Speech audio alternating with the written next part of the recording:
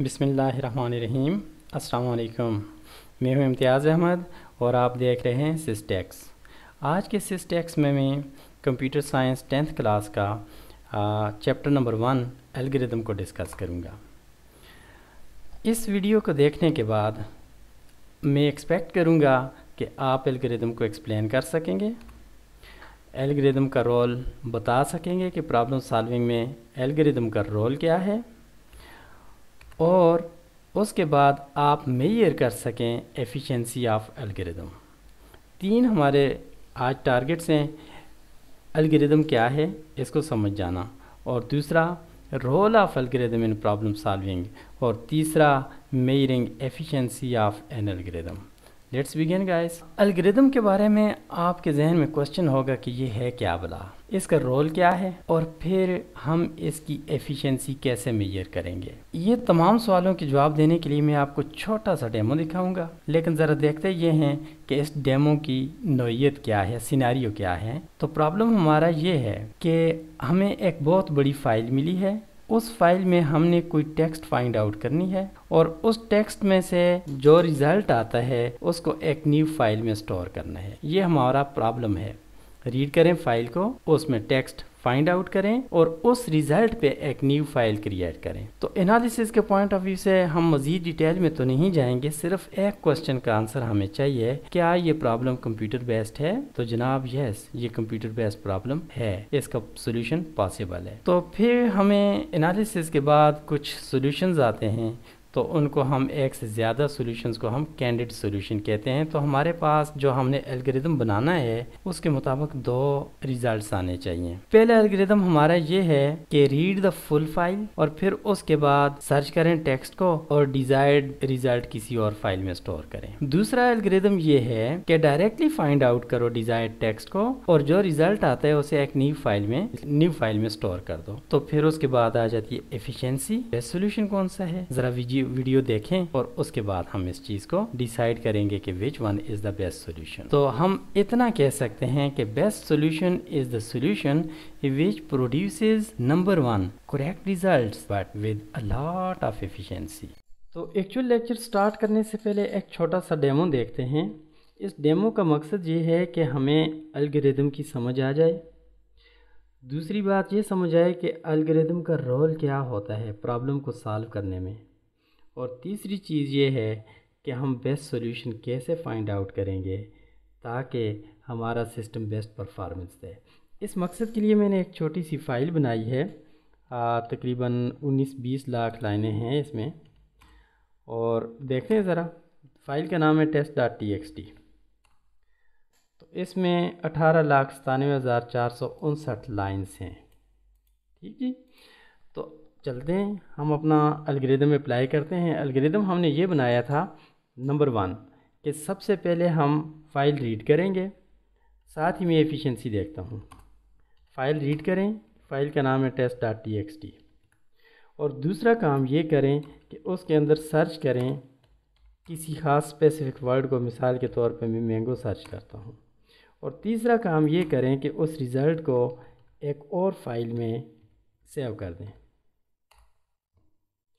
तो सिस्टम ने इस पे लगाया 72 सेकंड्स। अब इसी चीज़ को दूसरा एल्गोरिदम अप्लाई करते हैं। डायरेक्टली रीड करो, डायरेक्टली फाइंड आउट करो ग्रेप -i, और जो चीज़ आपने सर्च करनी है वो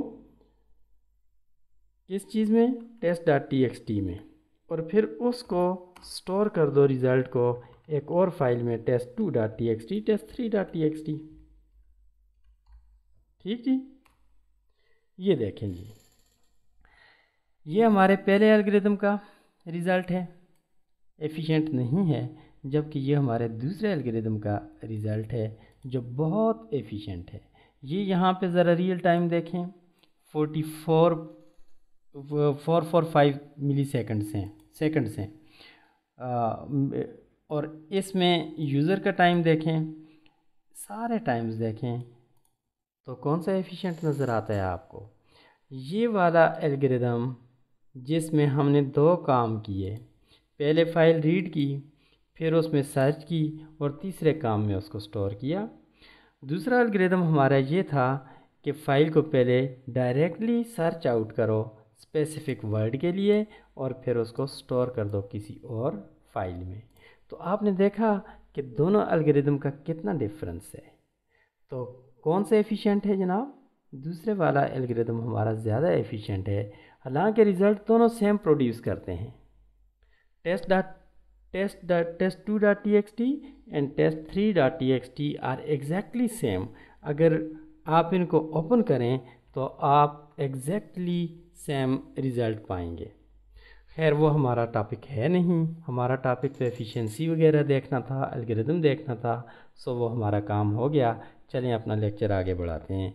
यही हमारा एक्चुअल लेक्चर है जो अब हम पढ़ेंगे। चलें जी अब शुरू करते हैं फिर अपना एक्चुअल लेक्चर। सबसे पहले डिफ़ाइन करते हैं कि एल्गोरिदम क्या है। तो algorithm is an easy to understand and follow steps by step procedure और method to solve a problem. तो एल्गोरिदम क्या है? Step by step procedure to solve a problem. ये स्टेप क्लियर भी होने चाहिए और ये इजी टू फॉलो भी होने चाहिए। Algorithm is a set of steps that clearly defines a sequence of operations to solve a problem.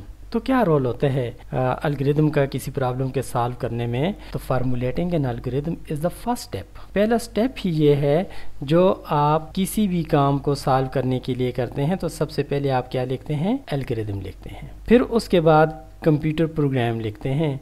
तो कंप्यूटर प्रोग्राम क्या है? Computer program is the code. वो कोड है किसी भी लैंग्वेज में जो आपके ह्यूमन लैंग्वेज को कन्वर्ट करता है कंप्यूटर के अंडरस्टैंडेबल लैंग्वेज में। The programmers take an algorithm and then convert this algorithm into a code of programming language। तो क्या रोल हुआ? रोल ये है कोई भी प्रोग्राम लिखने से पहले उसका एल्गोरिथम रखा जाता है। जैसे मकान बनाने से पहले आप नक्शा बनाते हैं और उसी नक्शे के मुताबिक आप अपना मकान बनाते हैं। In the same way computer program लिखने से पहले आप एल्गोरिथम बनाते हैं और उसी एल्गोरिथम के मुताबिक फिर कोडिंग करते हैं। तीसरी चीज़ एल्गोरिथम है measuring efficiency of an algorithm.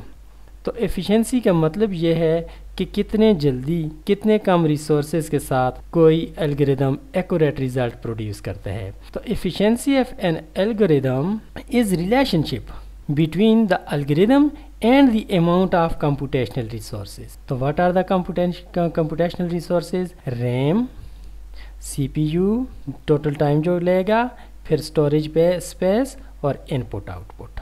जितनी कम से कम रैम, जितना कम से कम CPU का टाइम, जितना कम से कम स्टोरेज स्पेस और इनपुट कम से कम लेगा तो वो एल्गोरिथम क्या होगा? एफिशिएंट होगा। आपने मेरे डेमो में देखा था कि एक ही काम को हमने दो मेथड्स यानी दो एल्गोरिथम्स के साथ किया। एक बहुत टाइम लेता था। टाइम आपने देखा था तीन की तरह का था। सिस्टम टाइम था, यूज़र टाइम था और रियल टाइम था। तो ये सारी की सारी यूज़र की इनपुट, सारी कंप्यूटेशन होने के बाद जो आपको रिज़ल्ट आता है वो टाइम था। तो जो कम से कम टाइम लेगा और एफिशिएंट भी होगा और रिज़ल्ट भी कैलकुलेट करेगा करेक्टली तो वो क्या कहलाएगा? एफिशिएंट कहलाएगा। The algorithm which uses a minimal computational resources and produces the accurate result is called efficient algorithm. तो कौन सा एल्गोरिथम एफिशिएंट है? वो जो कम से कम कंप्यूटेशनल रिसोर्सेज ले और करेक्ट रिजल्ट प्रोड्यूस करे, उसे हम एफिशिएंट एल्गोरिथम कहते हैं। अब आपको कैसा पता चलेगा जी कि कोई एल्गोरिथम एफिशिएंट है या नहीं है? तो उसके लिए आप एनालिसिस परफॉर्म करते हैं और एनालिसिस परफॉर्म करने के लिए ज़रूरी है कि perform one task with more than one methods. जब मेथड की बात करते हैं तो मेथड का मतलब होता है एल्गोरिथम।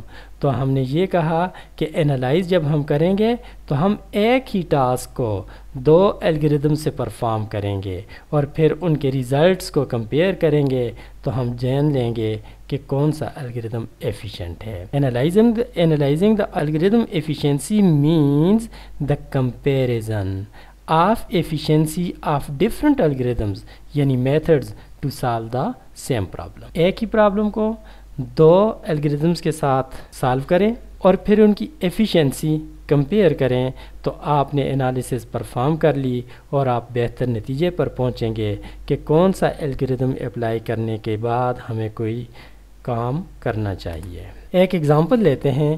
प्रॉब्लम हमारे पास ये है कि print the multiplication table of given number up to given range. जैसे 5 का टेबल कहाँ तक, 20 तक, या 6 का टेबल कहाँ तक, 12 तक। ठीक है जी।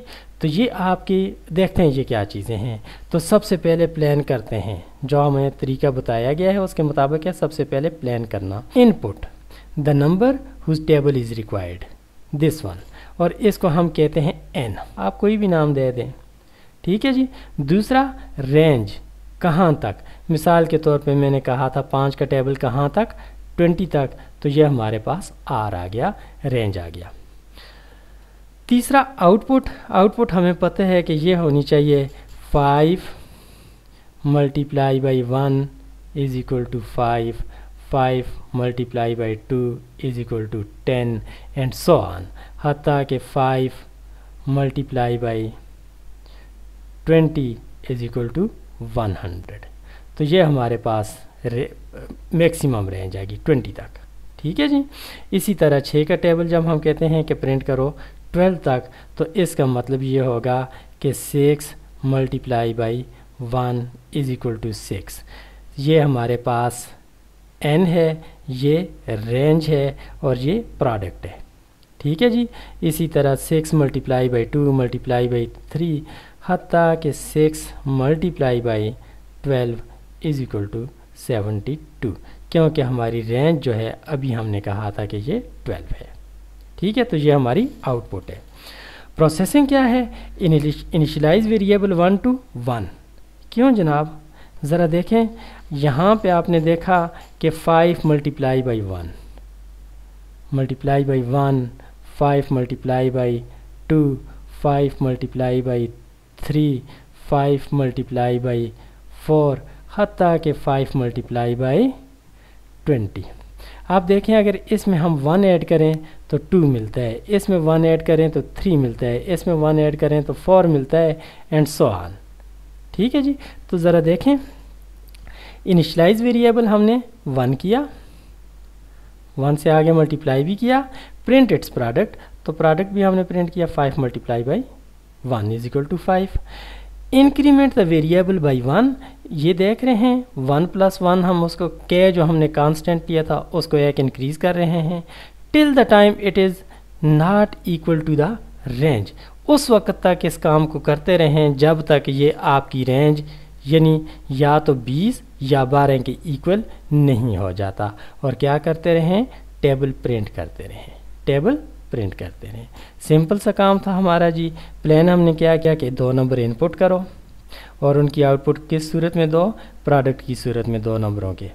फिर उसका प्रोसीजर हमने ये किया कि जो के हमने कांस्टेंट नंबर लिया है उसको 1 बाई 1 इंक्रीमेंट करते जाएं उस वक्त तक जब तक वो रेंज के इक्वल नहीं हो जाता। तो ये तो हमारा नॉर्मल प्रोसीजर था। अब ज़रा देखते ये हैं कि ऐसे एल्गोरिथम की लैंग्वेज में कैसे लिखेंगे, ह्यूमन रीडेबल लैंग्वेज में। स्टेप 1 स्टार्ट करो जी। लेट द नंबर n, ये वेरिएबल है जिसमें हम प्रोडक्ट जिस नंबर का टेबल प्रिंट करते हैं वो लेंगे और इसे इनपुट किया जाएगा यूज़र के थ्रू कीबोर्ड के साथ। लेट द रेंज यानी r be input by user or keyboard. Step number 2 initialise k, वही के है जो हमने 1 2 3 लेना है, ये आपका कांस्टेंट नंबर है। ठीक है जी। ये हमने के इज़ इक्वल टू 1 हमने कह दिया, फिर उसके k is equal to 1 + 1 + 1 each time, हर एक ऑपरेशन के बाद इसे हम +1 करते रह जाएंगे। के इज़ इक्वल टू के + 1। ये ऐसा नहीं करेंगे कि 1 + 1।